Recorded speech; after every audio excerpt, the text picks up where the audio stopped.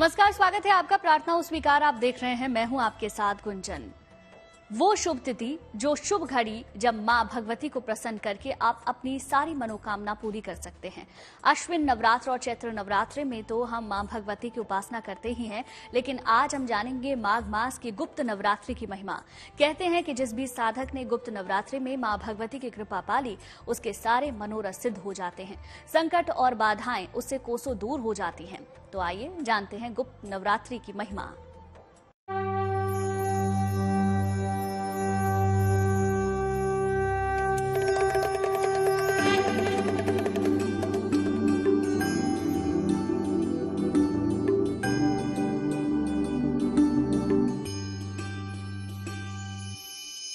माघ की गुप्त नवरात्र में मिलेगा महावरदान।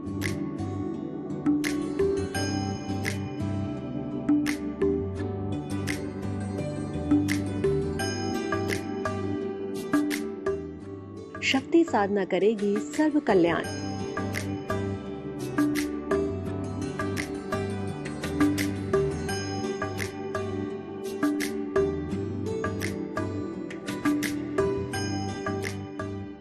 जगत जननी की उपासना पूरी करेगी मनोकामना।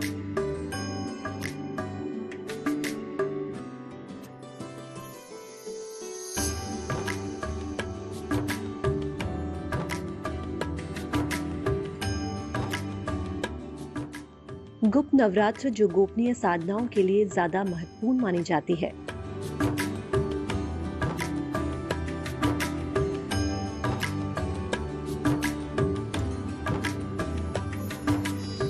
जी हाँ, माँ दुर्गा को पूजने के लिए आप अभी तक यही जानते होंगे कि साल में 2 बार नवरात्रि आती है, जिसमें हम आप माँ दुर्गा को अपनी भक्ति न्यौछावर कर देते हैं और माँ भी अपने भक्तों पर प्यार लुटाती है।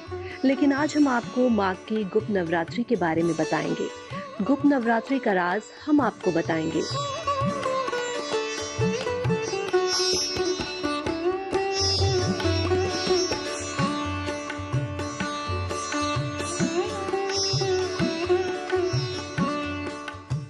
माघ माह की गुप्त नवरात्रि अपने आप में विशेष फलदायिनी है।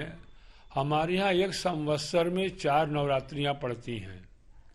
हमारे यहाँ वर्षारंभ होता है वासंतिक नवरात्र, जिसे हम चैत्र नवरात्रि कहते हैं। उसके बाद हमारे यहाँ आषाढ़ में एक नवरात्रि पड़ती है।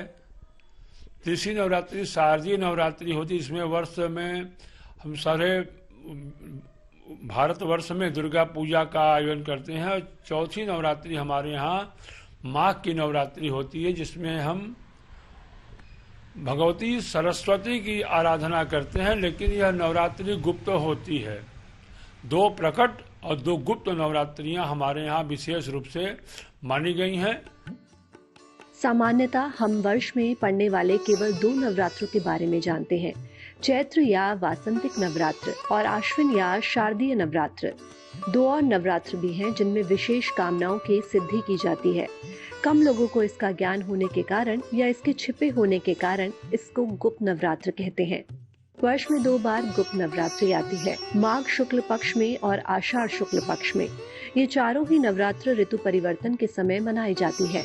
महाकाल संहिता और तमाम शाक्त ग्रंथों में इन चारों नवरात्रों का महत्व बताया गया है। इनमें विशेष तरह की इच्छा की पूर्ति तथा सिद्धि प्राप्त करने के लिए पूजा और अनुष्ठान किया जाता है।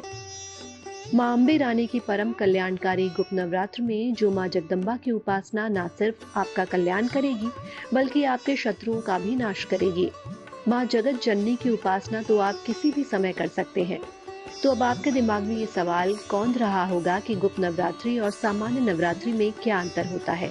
चलिए हम आपको बताते हैं क्या अंतर है इसमें।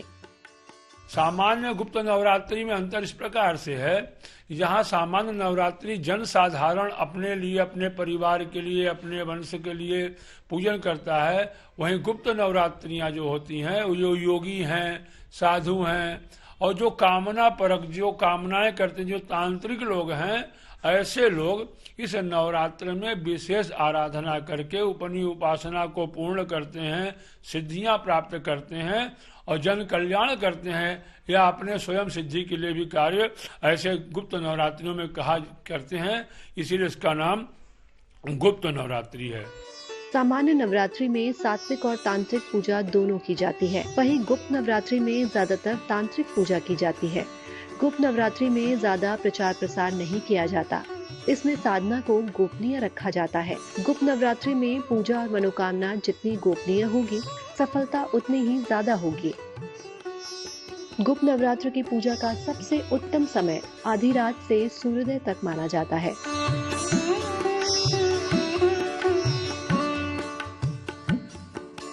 गुप्त नवरात्र में 10 महाविद्याओं की भी खास साधना की जाती है।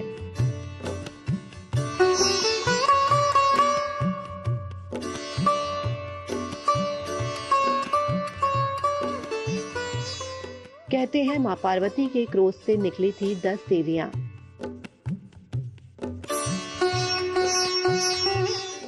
दसों दिशाओं में प्रकट हुई थी 10 महाविद्याएं, जिनकी उपासना से टल जाती हैं सारी बलाएं। तो आपको बताते हैं ये 10 महाविद्या कौन सी हैं।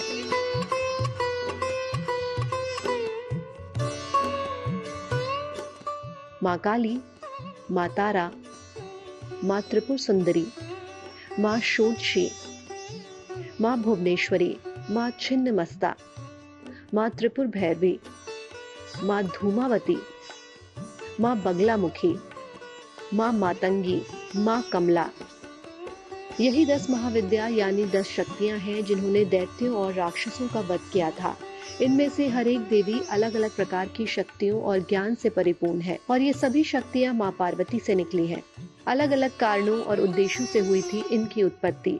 कहते हैं कि संसार में उत्पन्न होने वाली हर चीज के मूल में 10 महाविद्याएं ही हैं।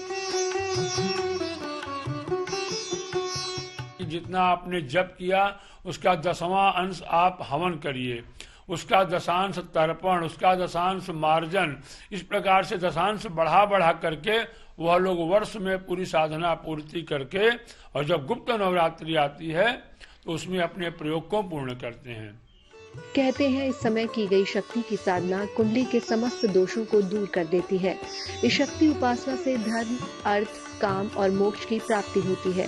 कहते हैं कि इस समय की गई पूजा सबसे प्रभावशाली होती है। गुप्त नवरात्रि में माँ दुर्गा की कृपा हासिल करने के लिए होती है एक खास विधि, जिससे माँ तुरंत ही प्रसन्न हो जाती है। माँ दुर्गा की पूजन विधि के बारे में हम आपको आगे बताएंगे।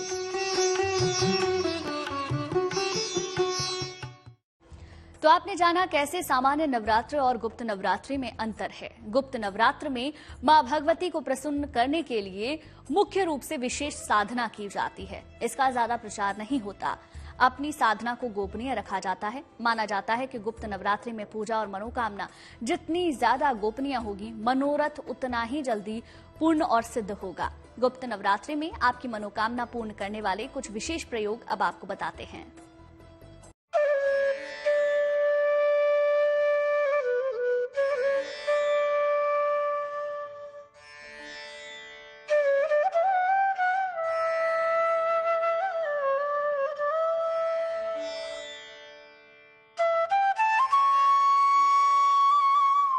सुख करनी है देवी मां,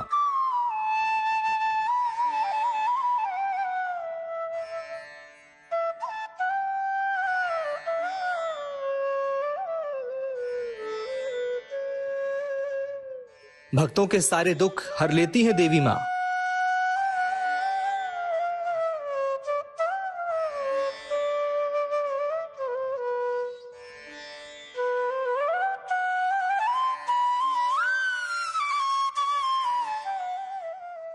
अलग अलग रूपों में भक्तों का उद्धार करती हैं देवी मां।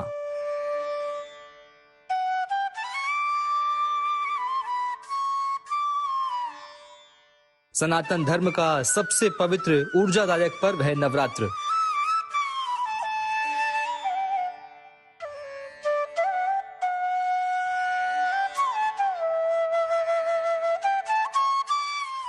जहां जगत जननी की उपासना से साधक के सभी संकट दूर हो जाते हैं, तो गुप्त नवरात्र की पूजन विधि क्या है, आइए समझते हैं।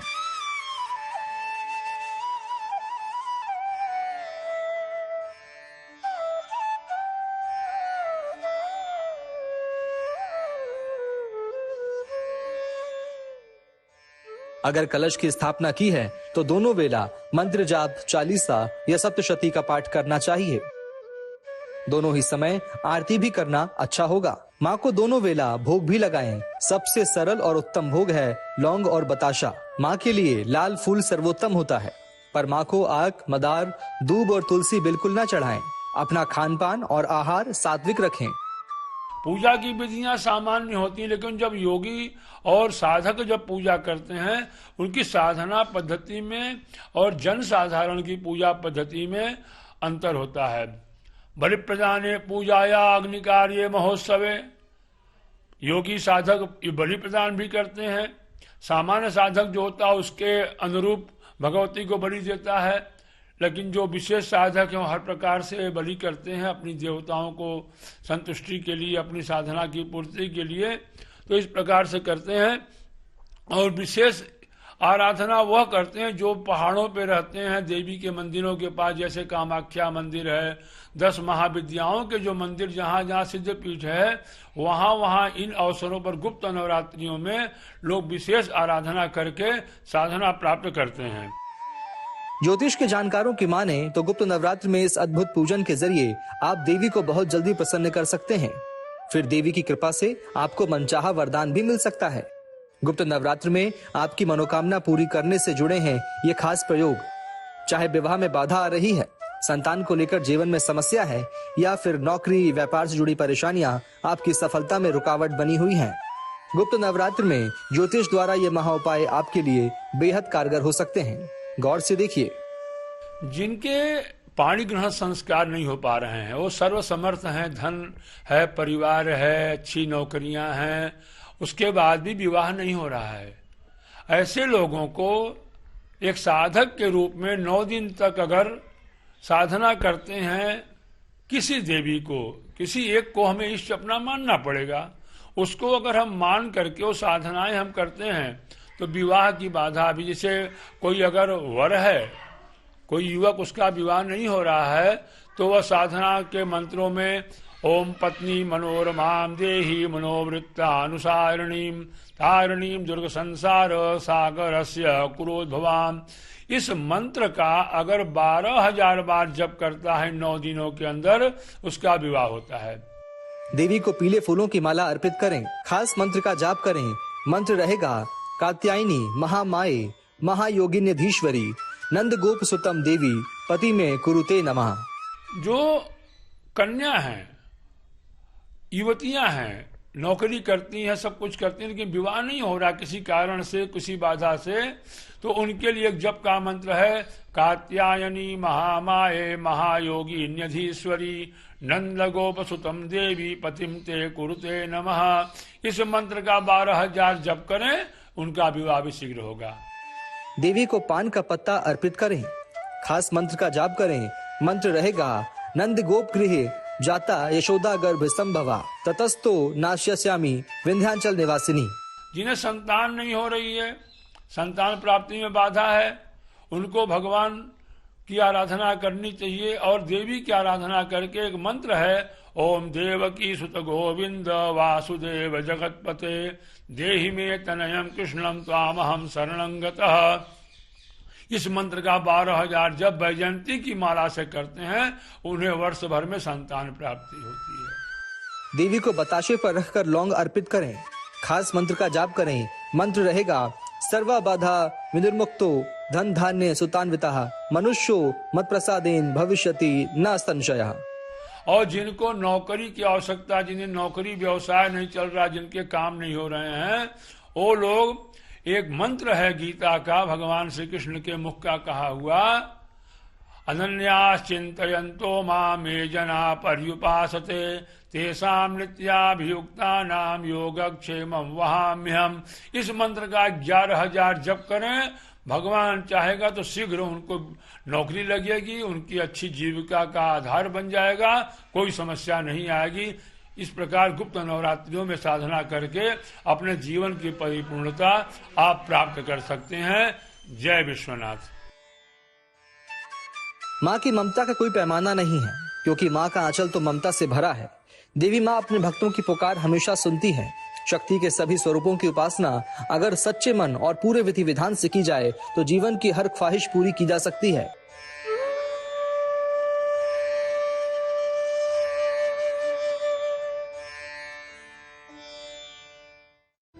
प्रार्थना स्वीकार में आज के लिए बस इतना ही, लेकिन अच्छी खबरों के लिए आप देखते रहिए गुड न्यूज टुडे।